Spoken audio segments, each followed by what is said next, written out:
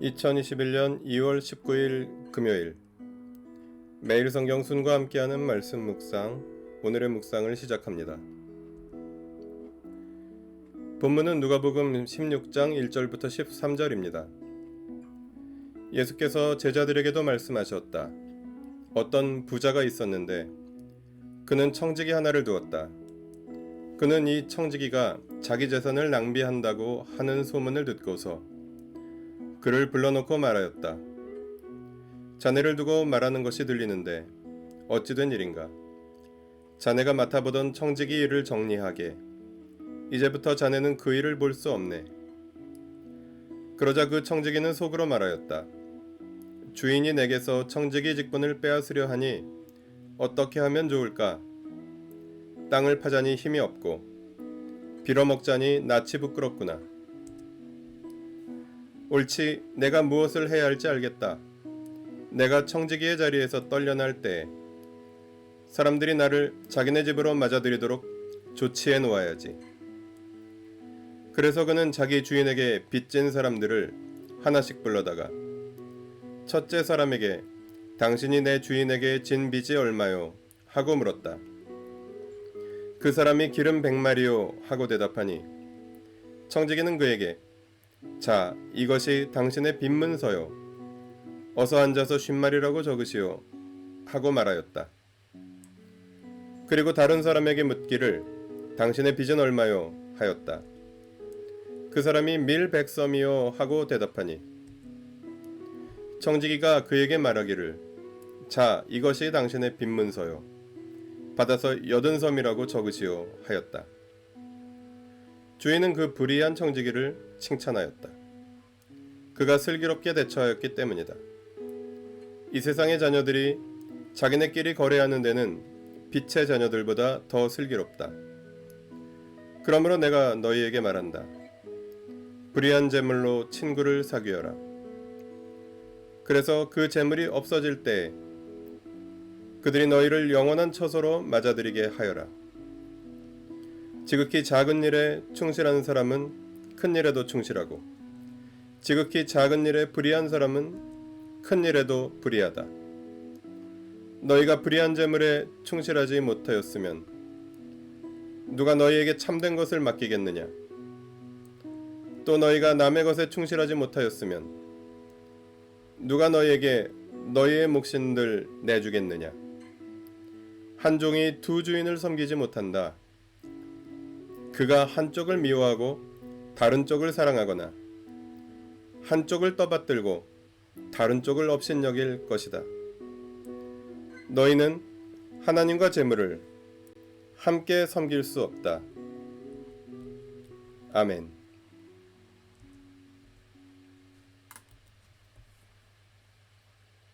(1절부터) (7절에서) 예수님은 제자들에게 불의한 청지기 비유를 말씀하셨습니다.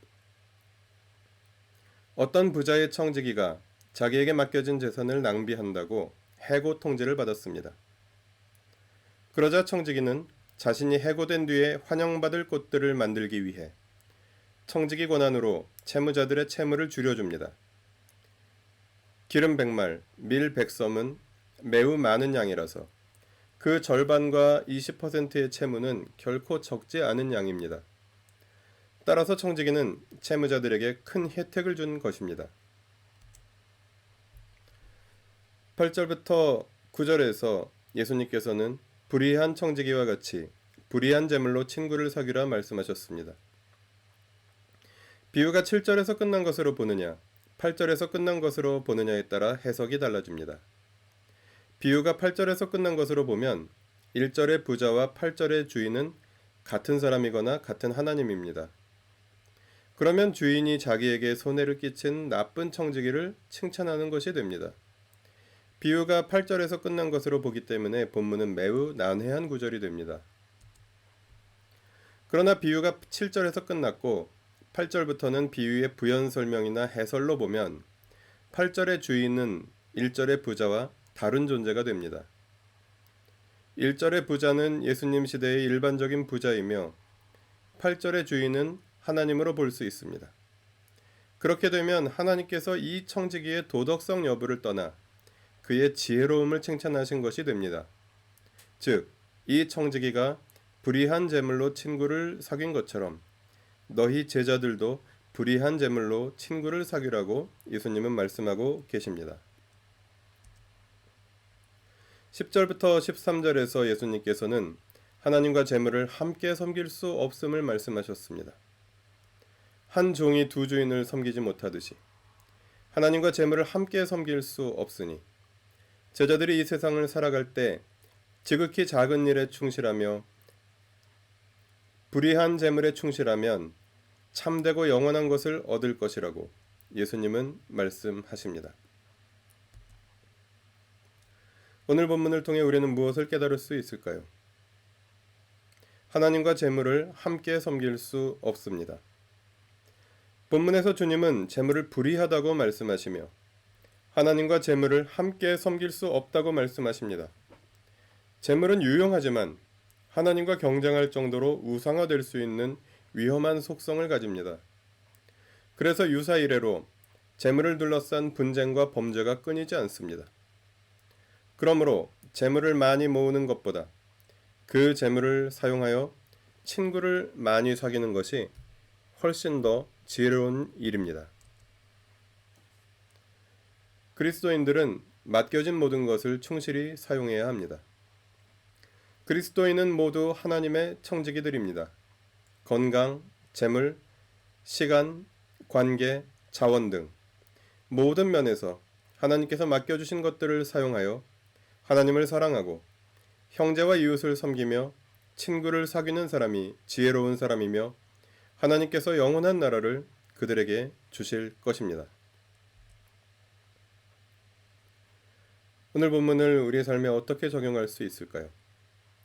재물을 포함하여 내가 소유하고 있거나 사용하고 있는 모든 것들이 하나님께서 나에게 맡겨주신 것들이라고 인정하며 살아가고 있습니까?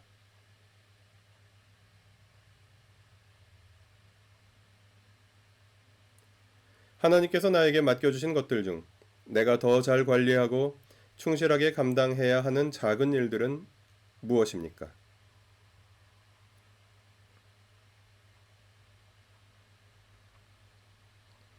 어느 정도의 재물은 세상에서 정상적인 삶을 살기 위해 꼭 필요합니다. 그러나 또한 재물은 많은 위험 요소를 가집니다. 재물에 집착하면 재물 자체가 우상이 되고 자본주의 사회의 먹이사슬 속에서 원하든 원치 않든 누군가를 착취하는 역할을 하게 만들기도 합니다. 재물 자체의 위험이 완전히 사라지는 것은 이 세상 속에서는 불가능합니다.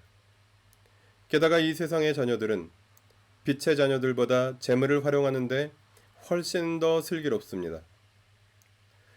중요한 것은 재물을 많이 모으거나 가지는 것이 아니라 재물을 건강하고 정직하며 정의롭게 사용하는 것입니다. 재물의 위험에 대하여 경각심을 가지고 이웃과 나누며 검소하게 살아가는 사람이 그렇지 않은 사람보다 가난한 것은 결코 부끄러운 일이 아닙니다. 재물의 위험을 망각하고 나누지 못하고 자기만을 위해 사용하는 부자가 부끄러운 사람입니다. 주님은 본문을 통해 너희는 어떤 삶을 살아가겠느냐고 오늘 우리에게 물으십니다.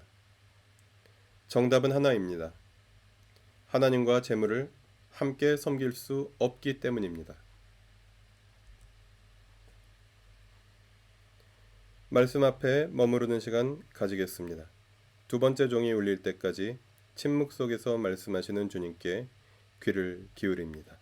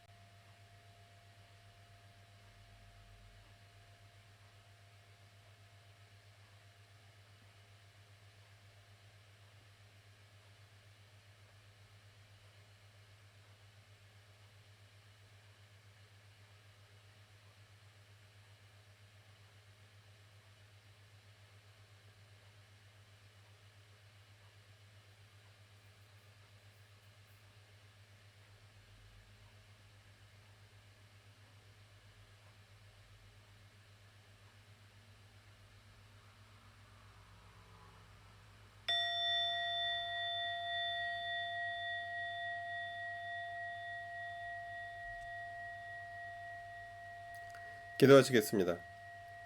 재물, 시간, 재능, 건강, 지식, 관계.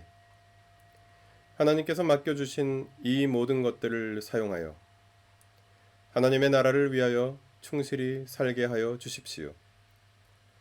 저만을 위하여 어리석은 투자를 하지 아니하고 주님과 형제와 이웃과 세상을 위하여 주님께서 맡겨주신 것들을 귀하게 사용하게 하여 주십시오. 재물도 그 무엇도 하나님보다 귀하게 여기거나 하나님과 겸하여 섬기지 아니하고 그것들을 사용하여 하나님을 섬기게 하여 주십시오. 우리 주 예수 그리스도의 이름으로 기도합니다. 아멘.